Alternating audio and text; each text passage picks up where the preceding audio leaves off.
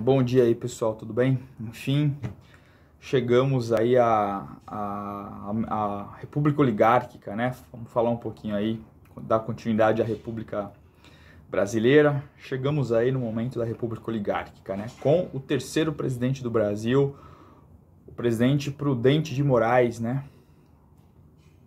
Que ficou de 1894 até 1898 no poder, sendo sucedido depois pelo Campos Salles, Manuel Ferraz de Campos Salles aí. Tá bom, pessoal? Vamos falar um pouquinho desse governo aí do Prudente de Moraes, né? Pra gente começar a ver, então, essa estrutura, né, da República Oligárquica, né, que estava começando a se montar, né? O Prudente de Moraes, ele foi o iniciador, né, desse processo de consolidação do que ficou conhecido aí como República Oligárquica, tá bom, pessoal? Então, vamos falar um pouquinho da história do Prudente de Moraes, que era uma pessoa bastante séria, né? Uma pessoa bastante fechada, né? Ele era de uma família tradicional de Itu, família que tinha terras, certo? Então ele havia participado, né, pessoal, daquelas discussões sobre o republicanismo. Ele era um republicano de raiz. Ele fez, né, a faculdade de Direito em São Paulo, ou seja, ele tinha um conhecimento aí de leis, né? Inclusive ele foi uma das pessoas aí que ajudou, né, a montar e a escrever, né, a Constituição de 1891, né, a primeira aí do Brasil republicano, tá? Então, o Prudente de Moraes, ele foi eleito, né, pelo voto, pela população. Era uma pessoa que admirava, né, bastante a República Liberal dos Estados Unidos, certo? Ele é uma pessoa aí que admirava, então, né, que tinha aí um certo apreço por essa República Liberal dos norte-americanos aí, dos estadunidenses, tá bom, pessoal? Bom, ele fez parte, né, pessoal, ele fez a ponte aí, como estava falando para vocês, depois aí no final do governo dele, para o governo Campos Salles, tá? Então, foi bem importante, ele fez todo o processo, a gente vai ver aí como que se deu isso aí, tá? Então o Prudente, né, pessoal, ele teve que enfrentar aí, logo nesse mandato aí que ele assumiu, né, os problemas, né, ali da República, né, essa República que tinha acabado de ser proclamada, né, uma República aí que era recente no Brasil. Então era uma República que tinha problemas inclusive de ordem ideológica, né, existiam aí ideologias que se confrontavam, né, muitas vezes, né? Então não podemos esquecer dos famosos florianistas jacobinos, né, que eram pessoas aí ligadas, né, ao exército, né, pessoas das classes médias, que eram favoráveis aí, eram mais brutos, né, favoráveis a um governo centralizado, militarizado, certo? Diferente daquilo que o Prudente de Moraes, né, e muitos republicanos acreditavam que seria o rumo que deveria ter a República, né, os rumos que deveria ter. Então, coube ao Prudente de Moraes passar ali uma espécie de pente fino, né, desmilitarizando ali o governo, né, esse governo que tinha muitos desses resquícios, né, do florianismo, tá? Então ele foi o responsável por passar esse pente fino aí, né? Então ele acabou iniciando, né, um processo aí de desmilitarização do governo, tá? Ele é considerado, né, pessoal, o Prudente, uma pessoa bastante conciliadora, né? Uma pessoa que tinha uma certa cautela, uma pessoa calma, né? E ele queria, na verdade, fazer o quê? Ele queria pacificar o governo, né? Ele queria, de fato, ele tinha um espírito republicano, aí dizem alguns, tá? E ele queria justamente pacificar o governo e fazer com que o governo seguisse um caminho aí republicano, tá? Nesse sentido do conceito mesmo de república, tá? Beleza? Bom, fora os republicanos, né? Ou melhor, fora os florianistas, né, jacobinos, aí, como eram chamados essas pessoas, né, que eram contra aí que eram favoráveis a essa militarização, a essa centralização. O Prudente de Moraes, ele teve que enfrentar, pessoal, aquele conflito, né? Aquela revolta popular que aconteceu em Canudos, né? Lá no sertão da Bahia. Então, acredito que em termos sociais, né? Canudos foi o grande não obstáculo, mas o grande desafio do Prudente de Moraes, certo? Por quê? Porque foi algo que aí a gente vai ver, né? Algo que Canudos foi uma rebelião aí, né? Uma rebelião, um contexto ali de revolta populacional. As pessoas ali, né, estavam insatisfeitas com aquela situação lá na Bahia, uma situação tensa, né, de exploração. E aí as pessoas elas acabaram, né, sendo orientadas, né, seguindo lá o Antônio Mendes Maciel, o famoso Antônio Conselheiro, que caminhava lá, né, num beato que tinha passado por problemas na vida dele, problemas financeiros, né, tal. E aí o Antônio Mendes Maciel acabou, né, essa mistura aí ele era um beato, né, uma mistura de profeta com andarilho, né, certo? E ele acabou aí angariando essas pessoas, né, nesse sentido de tentar aí, né, dizer que ele era uma pessoa monarquista, né, o Antônio Mendes Maciel queria o retorno da monarquia e isso acabou agravando aí a situação de Canudos justamente por isso aí, tá? Então essa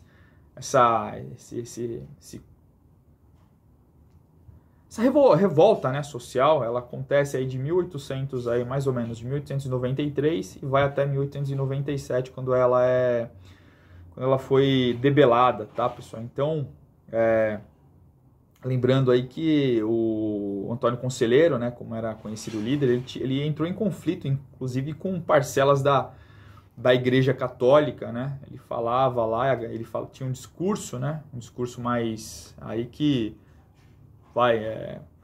se aproximava aí, né, de um discurso mais igualitário aí entre as pessoas, né? As pessoas da igreja era um discurso mais ali apropriado dos mandantes locais, né? Isso acabou fazendo com que ele divergisse aí da igreja. A igreja ficou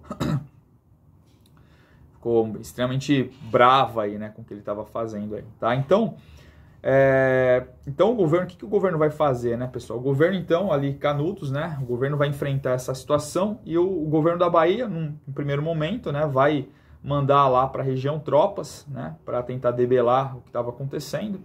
Não conseguem, né, o governo da Bahia não conseguiu. Então, a partir do momento em que essas tropas do governo da Bahia tentam debelar, mas não conseguem, é que eles vão fazer o pedido aí, o apelo, né, às forças federais, tá? Que aí mandou aí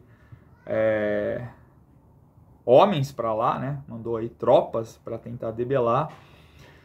Não conseguiu, pessoal, né? Mandou a primeira expedição, né? Achou aí que fosse também tranquilo debelar essa revolta popular, esse arraial, né? Que se formou um arraial ali à margem do rio Vaza Barris, no sertão da Bahia, né? Onde as pessoas plantavam, produziam, né? Os produtos eram distribuídos de forma mais ou menos igualitária. Então, não conseguiu, tá?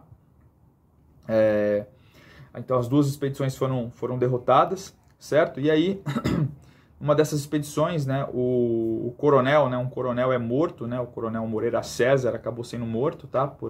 Pelos revoltos aí. E isso, pessoal, acabou gerando, né, no Rio de Janeiro uma série de protestos, né? Lembrando que o Rio de Janeiro era a base lá dos jacobinos florianistas, né? E detalhe, eu vou falar para vocês depois, o vice do Prudente de Moraes, o Manuel Vitorino, ele era florianista, convicto, né? A gente vai ver o que deu isso aí, tá? Então, isso aconteceu, tá, pessoal? Isso aconteceu justamente por isso que eu tô falando para vocês, né? Essas tropas aí, Canudos passou a ser visto como um reduto monarquista, né? E esses florianistas, né, falavam que monarquistas, né, ali escondidos nos meios republicanos estavam apoiando, estavam estimulando toda aquela rebelião que estava acontecendo lá na Bahia, né? Tinham ali apoio, né? Então, isso que estimulava muitas vezes esses florianistas jacobinos aí, tá? E até, então, né, por conta aí dessa pressão, né, que o Prudente estava sofrendo, tá? Aí de parcela da população também, inclusive, certo? Ele manda para lá uma quarta expedição E em fins de agosto aí de 1897, a Canudos já tinha sido totalmente debelada aí, à custa aí de mortos aí, tá? Então, de milhares de mortos aí, certo, pessoal? Então a gente vai... esse foi o grande desafio, né, acredito que, do governo do Prudente de Moraes aí, tá bom? Falar de algumas curiosidades aí, pessoal, com relação a Canudos, tá? O próprio Prudente de Moraes, pessoal, ele tinha se afastado aí, tinha alguns problemas de saúde, tá? E ele, para enfrentar Canudos, ele teve que se afastar, né? Então, em muitas... a terceira expedição, ela ficou a cargo do vice, né? Do vice do Manuel Vitorino, que era, eu falei para vocês, né? Que era florianista aí, era uma pessoa ligada aos ideais do Floriano Peixoto, né? Florianista jacobino, que chama, né?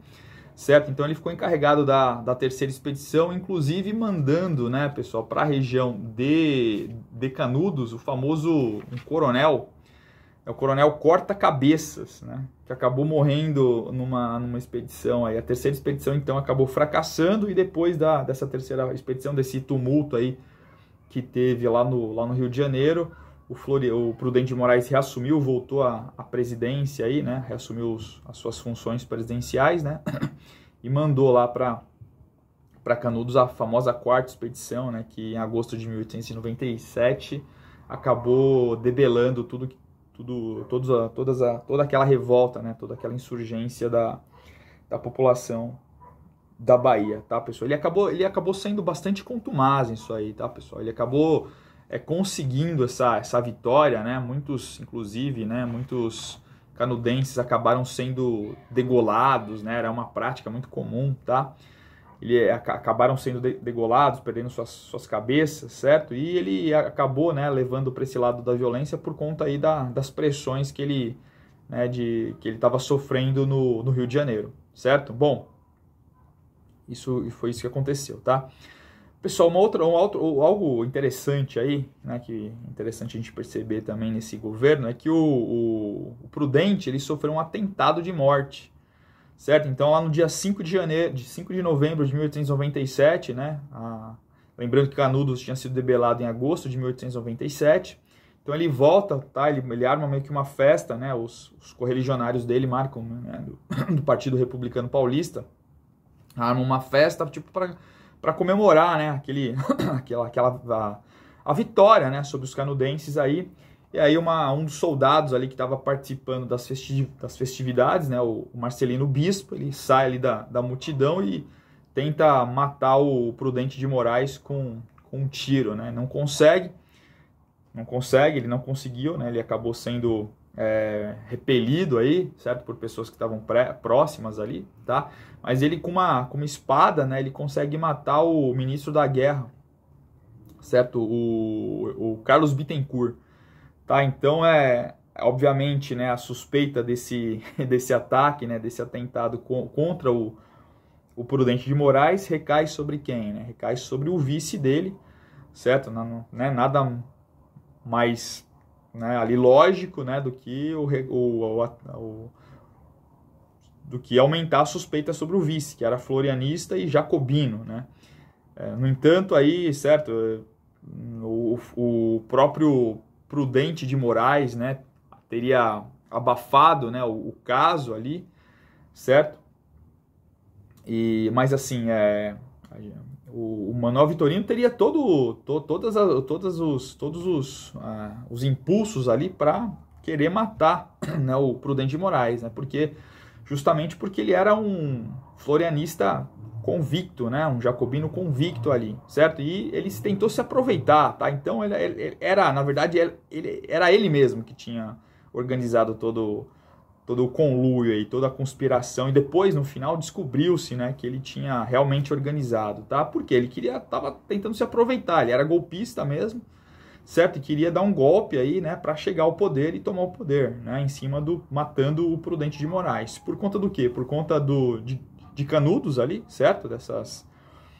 Da pressão popular no Rio de Janeiro. Ele viu que o governo tava abalado ali com o que estava acontecendo, né?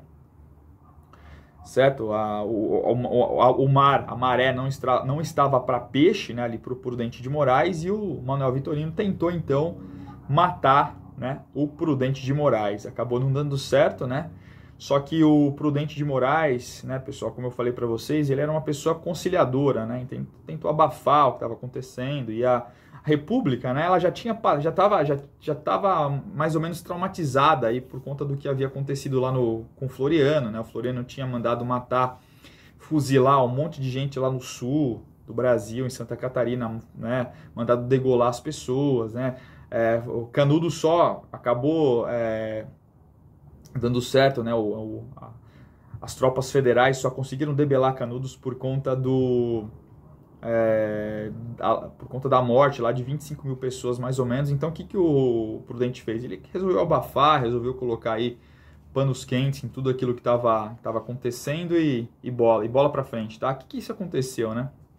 Ah, outra coisa, o Marcelino Bispo acabou morrendo preso lá na cadeia, enforcado com um lençol, sem nunca ninguém explicar exatamente de fato o que tinha acontecido, tá? Bom, pessoal, a gente tem que lembrar quais as consequências desse atentado pro Prudente de Moraes. Isso, né, lembrando que o governo dele, como eu falei para vocês, havia sido colocado, né, estava ali na Berlinda, né, era um governo ali que não tinha apoio popular, era um governo que estava aí passando por essas crises iniciais, só que o atentado contra a morte dele, olha que interessante, né, pelo contrário, acabou popularizando o governo dele, trouxe uma consequência positiva, então, de um governo ruim, considerado ruim, sem apoio popular, ele acabou virando aí uma espécie de herói, né? Então ele acabou de herói nacional, uma pessoa aí que conseguiu vencer, né, Canudos, que